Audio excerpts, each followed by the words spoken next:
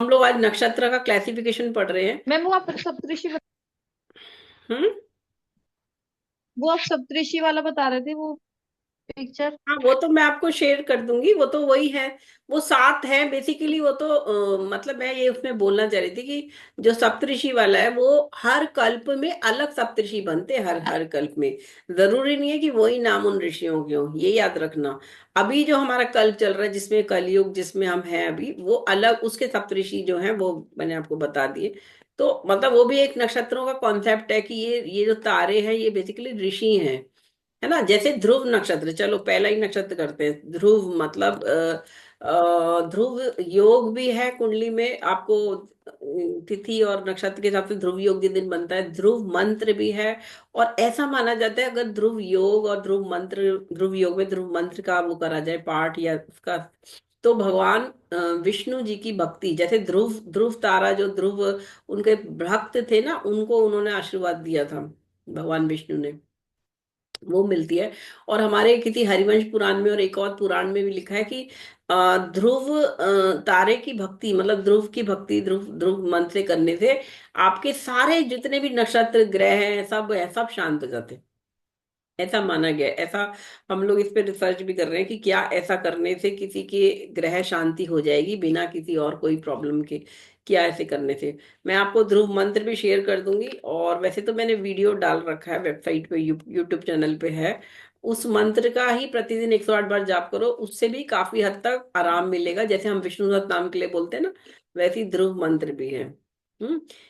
यो अंतः प्रविश्य मां वाचमिमां प्रसुप्तां संजीवयत्यखिल शक्तिधरा स्वधाम्नम अन्यास हस्त चरण श्रवण त्वगा दीना प्राणानमो भगवते पुरुषाय तुभ्यम। ऐसे छोटा सा मंत्र है 4 लाइन का। तो वो अलग है, बट ये कैटेगराइजेशन हम देख रहे थे जो मैंने आपको बताया कि अगर सिर नक्षत्र हैं उनको ध्रुव नक्षत्र भी कहा जाता है। और ये उत्तर फाल्गुनी, उत्तर आषाढ़, उत्तर भाद्रपद, मतलब तीनों तरह के जो उत्तर है ना, उत्तर करके जो हमारे 27 नक्षत्रों में 3 तरह के उत्तर उत्तरा बनते हैं। ये तीनों ध्रुव नक्षत्र हैं, फिक्स नक्षत्र हैं, अच्छे नक्षत्र हैं। और इसके साथ एक ऐड कर दो रोहिणी, जो चंद्रमा का नक्षत्र फेवरेट है। हम्म। ये सब किसके लिए, फाउंडेशन के लिए अच्छे हैं, मकान बनाने के लिए अच्छे हैं, फसल की शुरुआत करनी है, बीज डालने हैं, है ना, कोई भी चीज नई जॉब ज्वाइन करनी है, मतलब दिस इज लॉन्ग टर्म जाएगा काम आपका जो भी होगा। चर जैसे मैंने आपको बताया वो थोड़ा ट्रैवलिंग यात्रा, जहां भी मोशन हमें चाहिए, है ना। कोई हॉर्स, मतलब कोई आप मतलब कोई ऐसा जैसे जनरली लोग जो सट्टा खेलते हैं वो सब भी उन सब केस में जहां मूवेबल मोबिलिटी चाहिए वहां वो अच्छे हैं। उग्र वाले किस लिए अच्छे हैं, अब ये थोड़ा नेगेटिव नक्षत्र है देखा जाए। उग्र जो होता है ये होता है बेसिकली, पुराने समय में क्या होता था, लड़ाइयाँ जब होती थी राजा महाराजाओं के बीच, बेसिकली आप उसको मार ही तो रहे हो, दुश्मन को मारना है ना, तो उसके लिए जा रहे हो। किलिंग, किलिंग के लिए नक्षत्र चुना जाता था पुराने समय में। तो विष कन्याएं भी होती थी, इनवन विष कन्या योग भी होता है। जब आप एडवांस कोर्स करोगे ज्योतिष का उसमें आपको वो भी कराएंगे हम। विष कन्या योग में ऐसी लड़की जिसको विष कन्या योग में पैदा हुई हो, वो कभी भी सुख समृद्धि नहीं ला सकती, उसके आने से घर में प्रॉब्लम ही होंगी। और पुराने समय में तो लड़कियों को बचपन से सर्प का जो पॉइजन जहर होता है वो खिलाया जाता था जन्म से, कि वो जब तक लड़की बड़ी होती थी, 18 साल की होती थी, जवान होती थी, तब वो अपने आप में उसके अंदर इतना पॉइजन हो जाता था कि अगर वो किसी को काट ले या चूम ले तो वो व्यक्ति मर जाता था। तो पुराने समय में ऐसी कन्याएं ऐसी तैयार की जाती थी, जो जब कोई दुश्मन आता था तो उसके उसके यहाँ रूप बदल के, वेश बदल के, बहरूपिया बन के वो लड़कियां प्लांट की जाती थी दुश्मन राज्य में। और फिर वो बिना लड़ाई के, युद्ध के, उस राजा को मार देती थी या उस व्यक्ति को जो उनके राज्य का शत्रु होता था। तो उस समय ये नक्षत्र बड़ा इंपॉर्टेंट होता था कि वो किस दिन ये कार्य करेंगी। उग्र क्रूर नक्षत्र बेसिकली दूसरे को नुकसान पहुंचाने के लिए ही होता है। तो अब इस चीज को लोग पॉइजनिंग के लिए, फायर, चोरी, है ना, जहर देना, अब देखा जाए तो जो डॉक्टर एलोपैथिक दवाई देता है बेसिकली वो भी एक तरह से जहर ही है। जो हम लोग हमारे अंदर आता है एंटीबायोटिक लेते हैं हम लोग, है ना, वो मारते हैं ना हमारे सेल के, नेगेटिव जो बीमारी के सेल होते हैं। तो इंजेक्शन है, सर्जरी है, इन सब में भी कहीं कहीं ये यूज हो जाता है। अब किसी को सिक्योरिटी पर्सन है, उसको गन लेनी है, गन खरीदनी है, या लाइसेंस भी लेना है, उन सब के लिए भी ये नक्षत्र अच्छा माना गया। तो खैर नेगेटिव सेंस में ज्यादा है, तो इन नक्षत्र को हम अवॉइड ही करते हैं। अब ये कौन कौन से हैं? पूर्व फाल्गुनी, पूर्वाषाढ़, पूर्व भाद्रपद, भरणी और मघा। ये 5 नक्षत्र है जो इन सब कार्यों के लिए तो अच्छे हैं, बाकी सब कार्यों के लिए इनको मत लो इसलिए। ठीक है। इसके बाद विशाखा और कृतिका मैंने आपको बताया मिश्र है, बेसिकली छोटा मोटा जो काम है ना, चाहे आप हवन कर रहे हो, चलो ले लो उसके लिए, है ना। मेल्टिंग काम है, वेल्डिंग काम, फैब्रिकेशन, है ना, मेडिसिन बनानी, जस्ट जनरल काम है, और फायर वर्क। इसके बाद क्षिप्र लघु जो है, ये बेसिकली टेम्परेरी काम जो है ना, उनके लिए भी यूज कर सकते हैं हम। और पुष्य, अश्वनी, हस्ता, अभिजीत, कुछ लोग इसे दुकान स्टार्ट करने के लिए भी यूज, देखिए शिप्र नक्षत्र बेसिकली लघु जो है शिप्र, ये होते हैं सेकंड कैटेगरी। प्राइमरी तो हम वही लेंगे जो हमारे पास अवेलेबल है, लेकिन अगर ये भी आ रहा है नक्षत्र और हमारे पास टाइम नहीं है, अब हमारे पास दूसरा, तो फिर ये इसमें शुरू कर लेना चाहिए, है ना। तो ये सेकंड मतलब प्रायोरिटी इसकी थोड़ी कम हो गई एज कंपेयर टू जो हमने शुरू में करे, जैसे चर है और ध्रुव नक्षत्र जो बेस्ट है हमारे लिए करने के लिए। ठीक है। तो इसके बाद तीक्ष्ण हो गया। अब ये तीक्ष्ण किसके लिए है? बेसिकली इसमें 4 हैं, फिरोशियस और बिटर नक्षत्र इनमें, कड़वा, कड़वा कहते हैं। मूल, ज्येष्ठा, आद्रा और अश्लेषा, इन नक्षत्रों को तांत्रिक क्रियाएं करने के लिए अच्छा माना गया है, जिसमें आप दूसरे को नुकसान भी पहुंचा रहे हो, ब्लैक मैजिक कर रहे हो, इन सब नेगेटिव चीजों के लिए, साधनाओं के लिए, हठ योग के लिए, बेसिकली प्रैक्टिस ही है ये, कुछ इस तरह की प्रैक्टिस जो नॉर्मल मेटल सांसारिक व्यक्ति नहीं करेगा। लेकिन हाँ, वो भी उन लोगों के लिए जो अघोरी हैं या तांत्रिक हैं, जिनको स्पेसिफिक क्रियाएं करनी होती हैं, तंत्र में ना स्पेसिफिक क्रियाएं करी जाती हैं, चाहे वो अपने लिए हो, अपनी सिद्धि प्राप्त करने के लिए हो, चाहे वो किसी को नुकसान पहुंचाने के लिए हो, है ना। और कई बार जो जो ये कहते थे ना, सैक्रिफाइस, मतलब जो भी बलि देते थे, बलि, है ना, बलि का कॉन्सेप्ट किसी स्पेसिफिक कार्य के लिए, तो वहां पे भी ये सब यूज होते हैं। तो ये आपको इतना मोटा मोटा पता होना चाहिए कि कौन से नक्षत्र में हो रहा है। देखो मैं इसलिए बता रही हूँ क्योंकि एक इंसिडेंट हुआ था किसी के साथ, कामाख्या, आप लोगों ने सुना है कामाख्या के बारे में? कामाख्या मंदिर आसाम में है जो, हाँ जी हाँ। असम हाँ में, जी वेस्ट हाँ जी। बंगाल में। तो वहां पे क्या है कि वो हाँ बेसिकली देवी, जब सती के 52 टुकड़े कर दिए थे भगवान विष्णु ने, अपने सुदर्शन चक्र थे, उनकी मृत्यु के बाद, क्योंकि भगवान शिव उनके शव को लेके घूम रहे थे, पूरा संसार उसमें मतलब डिप्रेशन में चला गया था। तो उनको उसे भंग करने के लिए भगवान विष्णु ने सुदर्शन चक्र से देवी सती के शव के 52 टुकड़े कर दिए। तो उनमें से जो उनका योनि का अंग था वो गिरा था कामाख्या में, और इसीलिए शक्तिपीठ है पूरे पूरे दुनिया में, मतलब भारत में और भारत के आसपास वो शक्तिपीठ है। तो वहां पे क्या है, वो मंदिर स्पेसिफिकली तांत्रिक क्रियाओं के लिए, तंत्र का मंदिर है मानो, मतलब जितनी भी क्रियाएं और बड़े बड़े ब्लैक मैजिक और तांत्रिक जो है ना, वो साधना करने के लिए कामाख्या मंदिर जरूर जाते हैं, जितना भी तंत्र शास्त्र है। तो अब वहां पे सपोज आप गए हो, ठीक है, आप धर्म और भक्ति के लिए भी जा सकते हो, लेकिन वहां पे कोई आपको आपके ऊपर क्रिया ना कर दे कोई, इन द सेंस कि आपको ब्लैक मैजिक करके वशीकरण ना कर ले या कुछ कर ले, तो याद रखना इन नक्षत्रों वाले दिनों में आप या तो उसे अवॉइड करो वहां जाना। और अगर आपको जाना ही पड़ता है दर्शन करने उसमें ही, कि सपोज हस्बैंड 3 दिन के लिए वहां जा रहे हैं या फैमिली जा रही है और हमें भी जाना है, क्योंकि मान्यता तो है मंदिर की, तो अपने आप पे यदि भक्ति और स्पिरिचुअल आशीर्वाद तो मिलेगा आपको, लेकिन थोड़ा अवेयर होके प्रिकॉशंस लेके जाओ। और उन दिनों में उस जगहों पे कम से कम किसी तांत्रिक या किसी भी कोई भला भी पंडित दिख रहा हो ना, वो आपके ऊपर उस समय, उस नक्षत्र अगर होगा तो वो क्रिया कर देगा आपके ऊपर। तो ये दिन अवॉइड कर लेना जब ये नक्षत्र हो, है ना। ये इतना नॉलेज आपको होना चाहिए एज ए बेसिक कोर्स करने के बाद। बाकी तो आप समझदार हो, अब वैसे नहीं करोगे जाओगे, और बातों में भी नहीं आना किसी की। वहां पे ऐसे दिनों में इन नक्षत्रों में जनरली सभी जितने तांत्रिक होंगे ना, वो कुछ ना कुछ करेंगे अपने भले के लिए या अपने किसी भले के लिए। तो वो आपको, अब देखो जैसे एक नक्षत्र मैं आपको दिखा रही हूँ, ये अश्विनी नक्षत्र है पहला। बेसिकली ये हॉर्स हेड को दिखाता है, अश्विनी जैसे मैंने बताया, अश्व, अश्व माने घोड़ा, संस्कृत में अश्व कहते हैं, है ना, घोड़े को। तो इसका जो ये जो सिंबल है, ये जैसे जैसे घोड़े का मुंह है ऐसा दिखेगा आपको, है ना। और female horse, etymologically implying birth from a female horse. इसके बारे में अगर आप सर्च करो तो आपको ये सब मटेरियल मिलेगा। और इसमें क्या है, घोड़े के कहते हैं ना हॉर्स पावर, कितनी हॉर्स पावर का है, इसको हॉर्स पावर क्यों कहते हैं, हॉर्स में बहुत पावर होती है। तो नक्षत्र भी अगर आपका हो गया तो आप में पावर तो आ ही गई, स्ट्रेंथ तो आ ही गई, वाइटलिटी, करेज, बोल्ड। अब घोड़ा देखो वफादार भी होता है, घोड़ा बहादुर भी होता है, और बहुत फास्ट होता है। घोड़ा दौड़ता है तो सबको हरा देता है, वेरी फास्ट, फास्ट एनिमल। तो ये सारी क्वालिटीज इस नक्षत्र में पैदा होने वाले व्यक्ति में इनबॉर्न होंगी, है ना। तो इसको अपने को यूज करना है। अब केतु का बेसिकली दशा लॉर्ड कौन बनता है, अगर अश्विनी नक्षत्र में पैदा हुआ तो केतु। केतु की महादशा आपके जन्म से चलेगी अगर आप इस नक्षत्र में पैदा हुए हैं।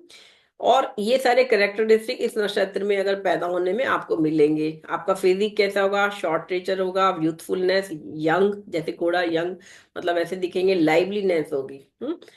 घोड़ा अगर खड़ा भी हो ना, सो भी रहा होगा खड़े होकर, तब भी वो बहुत लाइवली होता है, दूसरे एनिमल्स की तरह वो नहीं दिखेगा।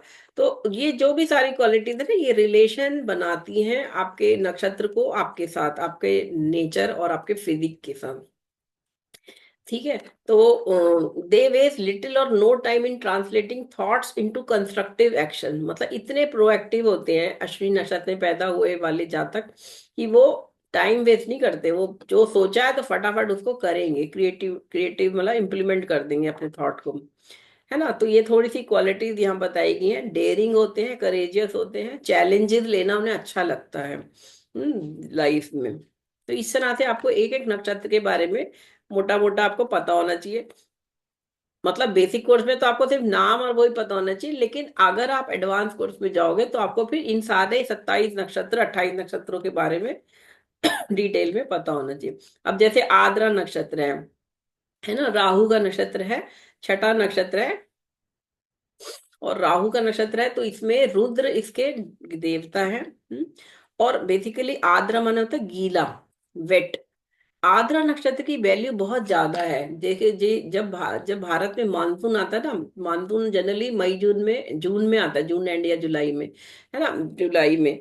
तो क्या होता है, इसका कहते हैं गर्भाधान होता है, बादल जो है जो बारिश बरसाएंगे वो उसका गर्भाधान होता है नवंबर में, अक्टूबर नवंबर में। जब आद्रा नक्षत्र में एक पर्टिकुलर डे है, वो मैं आपको बता दूंगी, उस दिन की ग्रह स्थिति देखी जाती है, उससे पता चल जाता है कि आने वाला मॉनसून कैसा होगा। आद्रा नक्षत्र की बहुत वैल्यू है, because for for monsoon rains, इसकी वैल्यू मतलब ज्योतिष में बहुत ज्यादा है। वैसे आद्रा नक्षत्र राहु का नक्षत्र है तो बहुत अच्छा नक्षत्र, हम वैसे नहीं मानेंगे कि ऐसे है वैसे, क्योंकि राहु की भी महादशा शुरू होगी जन्म से, है ना। लेकिन इसमें कुछ क्वालिटीज भी हैं, और वो आद्रा नक्षत्र वाले व्यक्ति को बनाएंगी उस तरह से। मरकरी, आद्रा नक्षत्र is a mercury local and Rahu in this condition achieve the duality of energy and knowledge. क्योंकि आद्रा नक्षत्र कौन सी राशि में पड़ता है, मिथुन राशि में पड़ता है, तो उसका स्वामी बुध है ना। और राहु इसका स्वामी हो गया, तो बुध और राहु का रोल इधर आपके जीवन में, आपके इसमें गुण आपके वैसे हो जाएंगे। अब इसके लिए भी स्टोरीज है, हर नक्षत्र के पीछे स्टोरीज भी हैं। मैंने आपको सिर्फ एग्जाम्पल के लिए दो ले ली हैं। जैसे तारकासुर की स्टोरी है, तारकासुर जो एक असुर था, है ना, वज्रनख का बेटा था, और उसकी स्टोरी है। वो आसुरी शक्तियां तो थी, है ना, और वो सुरों को मतलब ऑब्वियसली सुर असुर के बीच में तो युद्ध चलता ही रहता, तो उसका भी था। तब तारकासुर को मारने के लिए, है ना, तब ये कार्तिकेय का जन्म कराया गया भगवान शिव और पार्वती से कि वो उसे मारे ताकि उसका अंत हो जाए, है ना। तो उसके लिए ये स्टोरी से जुड़ती है आद्रा नक्षत्र से। ये आप डिटेल पढ़ लेना। अब हम सीधा एग्जाम्पल पे आते हैं। बिल गेट्स की कुंडली हम लोग ने शायद आपको मैंने पहले पहले जब प्लैनेट्स कराया था तब कराई थी। तो ये बिल गेट्स क्योंकि रिचेस्ट पर्सन रहे हैं, अब तो शायद नौवे नौवे स्थान पे है दुनिया में, लेकिन इनकी नेटवर्थ 10 लाख करोड़ के करीब अभी भी है ना। बिजनेस मैग्नेट, इन्वेस्टर, फिलेंथ्रोपोपी भी रहे, ऑथर भी हैं, इन्होंने कई ये किताबें लिखी हैं, है ना। Books how to avoid a climate disaster, the road ahead लिखी है, बिजनेस, और ये सब इन्होंने 1995 से स्टार्ट करी, और 4 किताबें तो इनकी आ चुकी हैं, और भी शायद अब तो आ चुकी होंगी ज्यादा किताबें। इनका विवाह जो हुआ 94 से 2021 तक चला है ना, अभी इनका रिसेंट डाइवोर्स हुआ है ना, पूरे 27 साल के वैवाहिक जीवन के बाद डाइवोर्स ले लिया। तो इस कुंडली में हमें इतने सारे इवेंट्स इनके देखने को मिलेंगे, और इनके बच्चे भी हैं 3। तो ये चीजें हम इनकी कुंडली में देखेंगे विद नक्षत्र का इस्तेमाल से। अब आप लोगों में से कोई इनमें से इनके लिए बोलना चाहता है, क्योंकि इनकी कुंडली मिथुन लगन की कुंडली है। 28 अक्टूबर 1955 का बर्थ है, रात्रि या 21:06 यानी 9:06। और अमेरिका का बर्थ है, सिएटल, सिएटल वॉशिंगटन यूएसए का बर्थ है ना। तो यहाँ पे इनकी कुंडली बड़ी विशेष कुंडली है। एक तो मिथुन लगन की कुंडली है, और लग्नेश जो है वो बुध जो है वो चतुर्थ भाव में अपने उच्च की राशि में बैठा है। उच्च का नहीं है, क्योंकि उच्च का तो ये 15 डिग्री तक होता, लेकिन 15 से 30 डिग्री तक का कन्या में बुध अच्छा माना गया। After exaltation second best position, और यहाँ मंगल के साथ बैठ गया। बृहस्पति तीसरे घर से 11वें घर को देख रहा है, तो इनकम पैसा जिंदगी भर इनको मिलेगा, जिंदगी भर अपने पैसे से कमाएंगे, अच्छा कमाएंगे। और यहाँ पे पंचमेश पंचम में शुक्र जो है वो स्व राशि का, मूल त्रिकोण राशि का है, नीच के सूर्य के साथ सूर्य का नीच भंग कर रहा है, और साथ में उच्च के शनि के साथ बैठ के भी बड़ा अच्छा योग बना रहा है। और ये तीनों ग्रह, और मंगल भी देख रहा है, बृहस्पति भी, 5 ग्रह इनके 11वें घर को देख रहे हैं। ये इनकी कुंडली है। छठे घर का राहु है, जो इनको रिबेलियस बना रहा है, क्रांतिकारी बना रहा है। मैम जहाँ पे सन और ये शनि एक साथ आ जाते हैं वो अच्छा नहीं माना जाता है, ऐसे कहते हैं ना। वो इसलिए कि सूर्य और शनि का मैंने आपको स्टोरी बताई थी कि वो इलीगल हाँ। जाइंट है ना, तो वो थोड़ा सा टसल जरूर देगा आपकी गवर्नमेंट से, या आपके पिता के साथ, या जो भी सीनियर जो लोग पिता तुल्य लोग हैं उनके साथ थोड़ा सा संबंध में थोड़ी कड़वाहट तो नहीं कहूंगी, कहीं कहीं वो ज्यादा भी हो सकती है, बिकॉज डिपेंड करेगा और कौन से ग्रह दिख रहे हैं, दाशी दशा क्या है। लेकिन हाँ, सूर्य शनि की युति या आपस में एक दूसरे को देखना बहुत अच्छा नहीं माना गया। और यहाँ तो उच्च के शनि है और सूर्य नीच के है, लेकिन यहाँ सूर्य नीच के उच्च के ग्रह के साथ होने के कारण ये नीच भंग में भी हो गए। और क्योंकि स्वराशि के शुक्र के साथ भी बैठे हैं, जिस राशि में सूर्य बैठा है उस राशि के स्वामी के साथ बैठे हैं, इसलिए भी सूर्य का नीच भंग हो रहा है। अब यहाँ पे चंद्रमा जो है मीन राशि का है, और 14 डिग्री 28 मिनट का है। तो आप बताइए कौन सा नक्षत्र हुआ चंद्रमा का, जन्म किस किस से होगा शुरू इनकी दशा पीरियड लाइफ में। ये शनि का नक्षत्र है। 14 डिग्री 28 मिनट जो है ये उत्तर भाद्रपद नक्षत्र है। शनि का जो लास्ट है ना, रेवती से पहले वाला 26वां नक्षत्र है ये। मैम कैसे देखा, फिर से बताइएगा बात पर। 3 डिग्री देखो ना आपको, 1 मिनट, यहाँ पे चार्ट नहीं है ना इस वाले में, मैम रुको। 13। ये देखो यहाँ पे है ना, ये उत्तर भाद्रपद, ये 3 3 नक्षत्र है सबके, है ना, 1 2 3 4 5 6 7 8 9, नौवां नक्षत्र अश्लेषा, 9 से 10 11, 10वां मघा, 11वां पूर्व फाल्गुनी, ऐसे 18वां ज्येष्ठा हो गया, 18वां क्या, 19वां मूल है, 20 21 22वां श्रावण, 23वां धनिष्ठा, 24वां शतभिषा, 25वां पूर्व भाद्रपद, और 26वां उत्तर भाद्रपद। तो ये जो, और 27वां रेवती है। तो 13 डिग्री 20 मिनट का एक नक्षत्र है। तो रेवती मीन राशि में अगर लास्ट का 13 डिग्री 40 मिनट से ऊपर जाएंगे तो ये उत्तर भाद्रपद पड़ेगा, है ना। तो ये जो आपका ये आया यहाँ पे, जो मैंने मून में दिखाया आपको नक्षत्र इनका, ये देखो, ये मीन राशि में दिख रहा है। यहाँ पे रेवती कहाँ से शुरू होगा, यहाँ पे 16:40 से 30 डिग्री तक रेवती है, 16:40 के ऊपर का 3:20 में आ रहा है ये। 14:28 है ना ये चंद्रमा। हम्म। 14:28 है, तो ये क्या हुआ, पूर्व उत्तर भाद्रपद का आखिरी चरण है, ये चौथा पार्ट।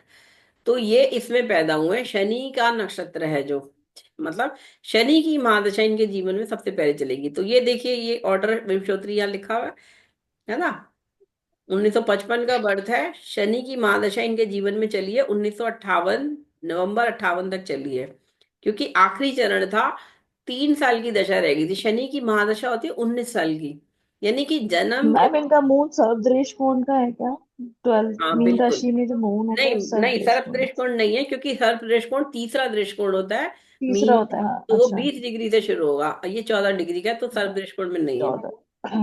ठीक। हम्म। तो ये क्या हो गया, अब ये शनि की महादशा में जन्म हुआ, और अब इसमें नक्षत्रों का आप देखो, क्या आपको कोई स्पेसिफिक कोई बड़ी चीज दिख रही है? इन सबके नक्षत्र देखो आप, पहले तो चंद्रमा का देख लिया हमने, उत्तर भाद्रपद। अब जन्म बताओ किस नक्षत्र में हुआ है? मिथुन का है, 23 डिग्री 11 मिनट। उस दिन मैंने एक फोटो खींच के डाली थी हाथ से लिखे हुए की, वो आपने देखा राशियों का कैसे क्लासिफिकेशन था? देखो यहाँ से मेष से गिनना शुरू करो, नक्षत्र 9 नक्षत्र गिनेंगे हम। केतु वीनस सन के यहाँ आ गए, ठीक है, सन वीनस मार्स, केतु वीनस सन, सन मून मार्स यहाँ आ गया, मार्स तक। मार्स के पहले दो चरण जो है मृगशिरा के, यहाँ आ गए 6:40 तक। और 6:40 से 13-20 ऐड करो, 20 तक हो गया राहु का नक्षत्र। अब राहु के बाद जुपिटर का नक्षत्र ये हो गया मिथुन राशि में 23 डिग्री, 20 से लेके 10 डिग्री तो बृहस्पति के हो गए, और बृहस्पति का जो चौथा चरण है वो कर्क राशि में पड़ गया। आप वो टेबल सामने रखो जिसमें 27 नक्षत्र हैं, तो समझ में आ जाएगा कि जुपिटर नक्षत्र जो पुनर्वसु है उसमें ये पैदा हुए हैं, पुनर्वसु 23 डिग्री। मैम वो तो बहुत अच्छा नक्षत्र है जुपिटर का, जो आपने बताया था। हम्म। पुनर्वसु मतलब रीडेवलपमेंट, हर चीज का दोबारा, जैसे कोई आफ्टर डिस्ट्रक्शन एक नई दुनिया बनानी होती है, नया फिर से पुनर्वास हो रहा है, तो वो मूल नक्षत्र है, अच्छा नक्षत्र है। वैसे भी जुपिटर का नक्षत्र तो अच्छा ही माना जाता है ये वाला। और इस तरह से फिर जुपिटर का नक्षत्र बताओ कौन सा है यहाँ पे? 4:32 मिनट केतु के नक्षत्र में होगा, क्योंकि कर्क राशि तक पहले 9 खत्म पूरे हो गए, 10वां नक्षत्र फिर केतु का है, 13:20 मिनट तक केतु का रहेगा ये। तो ये केतु का यहाँ पे दूसरे चरण में बृहस्पति बैठे हैं। लेकिन हम तो सिर्फ चंद्रमा के नक्षत्र दशा का ऑर्डर निकाल लेते हैं, है ना। अब ये किसके नक्षत्र में है? केतु के नक्षत्र में है। केतु कहाँ बैठा है? 12वें घर में बैठा है। अब ये लिंकेज आप देखना शुरू करो, कैसे लिंकेज आएगी, कि जुपिटर केतु के नक्षत्र में है जो कि 12वें घर का है, और इसे कोई ग्रह देख नहीं रहा, है ना। और केतु किसके नक्षत्र में बताओ? मंगल के नक्षत्र में है ये। क्योंकि वृषभ मंगल। केतु हाँ। बिना सन यहाँ आ गया, सन के 3 चरण यहाँ आ गए, सन का एक चरण यहाँ आया, सन के बाद मून हो गया, मून और सन का एक चरण मिला के हो गया 3:20, 3:20 और 16:40, 16:40 के बाद ये सन का नक्षत्र मार्स का नक्षत्र में हो गया केतु यहाँ पे। अब ये लिंकेज कैसे दिखा रहा है कि जुपिटर जो है वो 10th लॉर्ड है, 10th हाउस जो प्रोफेशन है उसका स्वामी जुपिटर केतु के नक्षत्र में है, मतलब विदेश में बैठा हुआ है केतु। तो ये जो भी कार्य करेंगे प्रोफेशन, उसका संबंध विदेश से तो आएगा ही आएगा। केतु स्पेशलाइजेशन देता है, केतु यानी कि इनका जो कार्य होगा वो स्पेशलाइजेशन होगा। देन यहाँ पे ये केतु किसके नक्षत्र में? मंगल के नक्षत्र में। मंगल कहाँ बैठा है? बुध के साथ, उच्च के मतलब उच्च की राशि के बुध के साथ, और लग्नेश भी है। इसका मतलब इनका जो व्यापार या काम होगा उसमें काफी ज्यादा तरक्की मिलेगी टेक्नोलॉजी के द्वारा, क्योंकि बुध जो ये मंगल है, केतु मंगल के नक्षत्र में, मंगल बुध के साथ है, लग्नेश के साथ, और वो एक सबल बली बली लगन है, बली लग्नेश है। तो ये इनको करियर वाइज दिखा रहा है कि ये जो लिंकेज आ रही है ना नक्षत्रों की, ये बहुत अच्छा दिखा रहा है। और ये दोनों भी किसके सप्तम में है? चंद्रमा के सप्तम में है, जो कि धन के घर का स्वामी है। ये देखा linkage, 10th house, 12th house, 3rd house, 4th house, इनकी लिंकेज कितनी अच्छी आई है नक्षत्रों के द्वारा। ठीक है, ये मोटा मोटा हमने यहां तक देख लिया। अब आगे चलो, मंगल का नक्षत्र देखो। मंगल किसके नक्षत्र में बताओ? चंद्रमा के नक्षत्र में है ये। केतु वीनस सन के तो यहाँ आ गए लियो राशि में। सन के 10-10 डिग्री जो है 3 चरण कन्या राशि में पहले हो गए, और उसके बाद 10 से लेके 23:20 मिनट तक चंद्रमा का नक्षत्र लगेगा, हस्ता नक्षत्र। हस्ता नक्षत्र में अब चंद्रमा, जिस भी नक्षत्र में कोई ग्रह होगा ना, उस उस ग्रह, उस नक्षत्र, जैसे ये चंद्रमा के नक्षत्र में, तो हमें देखना है चंद्रमा कैसा बैठा है। चंद्रमा वाटरी प्लेनेट है, वाटरी साइन मीन में बैठा हुआ है, केंद्र में बैठा हुआ है। 10th हाउस सबसे ज्यादा स्ट्रांग केंद्र माना गया है, और वहां ये बैठा है, और इस पे चंद्र मंगल योग बन रहा है, धन योग। चंद्र मंगल हमेशा धन योग बनाते हैं जब एक दूसरे को देखते हैं। और ये विष्णु स्थान में ही बैठे हैं, चतुर्थ और 10th, है ना। तो ये दिखा रहा है कि बड़ा अच्छा ये धन योग का कॉम्बिनेशन इस मंगल से बन रहा है, और मंगल इनकी कुंडली में 11वें घर का विद्वामी है, धन कमा रहे हैं, है ना। तो ये भी एक तरह से नक्षत्रों से भी हमें दिख रहा है कि ये बड़ा अच्छा इनका पैसा की ग्रोथ रहेगी। एक तो उच्च के बुध के साथ है, उधर से मंगल यहाँ से 11th लॉर्ड होके मून के साथ धन योग बना रहा है, और मंगल है भी चंद्रमा के नक्षत्र में। तो चंद्रमा तो मंगल के लिए एक शुभ प्लेनेट है ना, मित्र मित्र ग्रह है उसका। अब आगे बढ़ते हैं हम, बुध का नक्षत्र कौन सा बताओ, बुध किसके नक्षत्र में है? 23 डिग्री 19 सेकंड का है। बुध भी चंद्रमा के नक्षत्र में है, 23-20 तक है ना चंद्रमा, तो 23-19 है ये। तो ये बुध का भी सेम लिंकेज सारा आ गया कि ये पैसा खूब कमाने वाले, सेकंड लॉर्ड मतलब सेकंड हाउस मतलब बैंक बैलेंस, खूब बैंक बैलेंस बनेगा इन इन ग्रहों की दशाओं में, मंगल बुध चंद्रमा, क्योंकि ये सब आपस में लिंक्ड है पैसे से। तीनों ही ग्रह पैसे से लिंक्ड है यहाँ पे। चंद्रमा सेकंड लॉर्ड है, मंगल 11th लॉर्ड है, दोनों धन के घर है। और साथ में लग्नेश साथ में बैठ गया, लग्नेश की जब भी संबंध बनेगा सेकंड और 11 से, ये बहुत पावरफुल धनयोग बन जाता है। और यहाँ पे तो ये नक्षत्रों में भी बैठे हुए साथ में, तो बहुत अच्छा संबंध बनाना। अब आगे बढ़ते हैं, अब हम पंचम भाव पे आ जाते हैं, यहाँ शनि उच्च का है। अब इनके नक्षत्र बोलो मुझे, सन वीनस सैटर्न के। सन किसके नक्षत्र में है, वीनस किस में, सैटर्न किस में?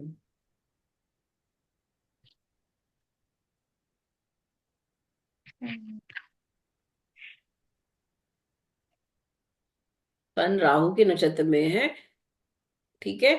राहु 20 डिग्री तक रहेगा, राहु के बाद जुपिटर का नक्षत्र आ जाएगा, वीनस जुपिटर के नक्षत्र में है, और शनि भी जुपिटर के नक्षत्र में है, क्योंकि जुपिटर का नक्षत्र एक चरण स्कॉर्पियो में भी जाएगा।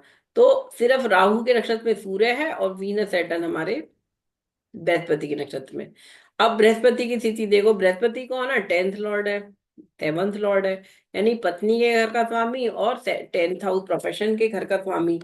तो शुक्र और शनि दोनों जो कि बली भी हैं बहुत, शनि तो है ही एक्सॉल्टेड इधर, और उधर से शुक्र भी अपना मूल त्रिकोण राशि का है, दोनों त्रिकोण में बैठे हैं, लक्ष्मी स्थान में बैठे हैं। और दोनों का ही संबंध कहाँ से आ रहा है, 7th और 10th से आ रहा है। तो 7th हाउस आपका स्पाउस हो गया, 10th हाउस आपका प्रोफेशन। तो इनकी ग्रहों की दशाओं में professional rise as well as spouse के साथ संबंध अच्छे रहेंगे, है ना। तो ये देखो, इनकी पत्नी मेलिंडा फ्रेंच गेट्स, इनकी जो बिल गेट्स फाउंडेशन है ना, बिलिंडा बिल गेट फाउंडेशन, उसमें ये दोनों ही वो हैं, डायरेक्टर है। और इनकी विवाह भी इनका 27 साल चला। देखो 27 साल तो विवाह चला, उससे पहले इनका अफेयर भी था 6-7 साल।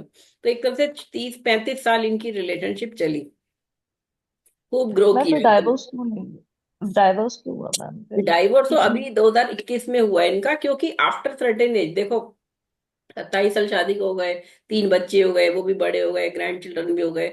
और दोनों, अब दोनों एक उम्र आ जाती है जब, हमारे देखो हिंदू धर्म में तो कॉन्सेप्ट है ब्रह्मचर्य, देन गृहस्थ आश्रम, उसके बाद आपका वानप्रस्थ आश्रम, और फिर संन्यास, मतलब 25-25 साल में 100 साल को बांटा गया है।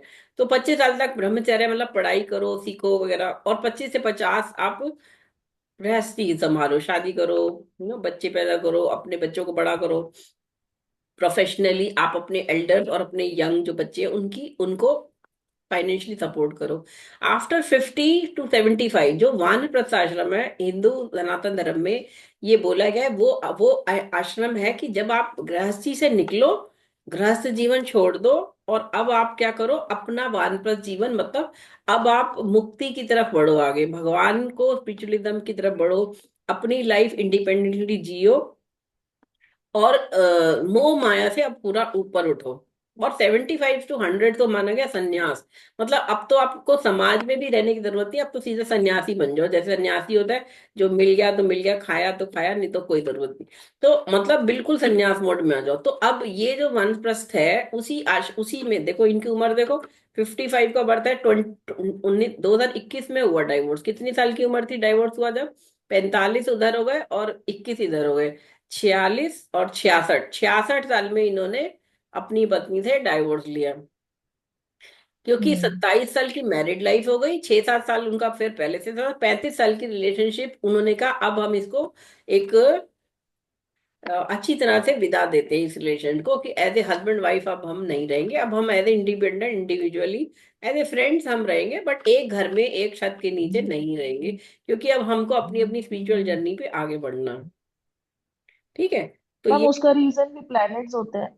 बिल्कुल बिल्कुल, कहीं कहीं देखो, मेरे कई जगह आप देखोगे, मेरे को याद है मेरी मदर इन लॉ 84 ईयर्स की हैं, और 2017 में फादर इन लॉ गए, तो उनकी शादी को कितने साल हो गए थे, 60 55वीं शायद वर्षगांठ बनाई थी उन्होंने, 55वीं, मतलब 55 साल married life, you know. Golden life में गोल्डन मैरिज गोल्डन होती है, जुबली हाँ। भी हो गई है, फिर प्लेटिनम आ जाएगी, ये सब। हाँ। तो मतलब कहीं आप, और कहीं कहीं आप देखते हो कि जैसे इन्होंने 27 साल में अलग हो गए है ना, और ऐसे ही आमिर खान का देख लो, और भी कई लोग हैं, ठीक है, उन्होंने सेकंड थर्ड मैरिज करी क्योंकि वो शायद उनसे बोर हो गए, या वॉट एवर रीजन, और वो फ्रेंड्स हैं, अपने पुराने स्पाउस के साथ भी वो लोग फ्रेंड्स की तरह रह रहे। तो एक समझदारी से उस रिलेशन को उन्होंने विदा दे दी, और they they are living their own life now. तो ये रीजन सबके पर्सनल हैं, लेकिन जो बेसिकली विवाह किस लिए किया जाता है, एक दूसरे को फिजिकली सेटिस्फेक्शन दो, मेंटल इमोशनल सेटिस्फेक्शन दो, फैमिली जो शुरू करी है, बच्चे एक्सपेंड हुई है, उसको आप उनको अपब्रिंगिंग दो, संस्कार दो, प्यार दो, और फिर जब वो इंडिपेंडेंट हो जाए बच्चे, फाइनेंशियली और वैसे इमोशनली मेंटली, अब आप उनको अपनी लाइफ जीने के लिए फ्रीडम दे दो। उनके ऊपर एक अपने आप को हिंड्रेंस मत बनाओ उनकी लाइफ में, है ना, और उनको एज ए फ्रेंड रहो उनके साथ। अब आप, तो वो चीज उन्होंने भी करी है। आफ्टर सर्टेन एज उन लोगों को लगा अब हमें अलग अलग जीना चाहिए, अब हम एक दूसरे पे बाउंड नहीं होना चाहिए कि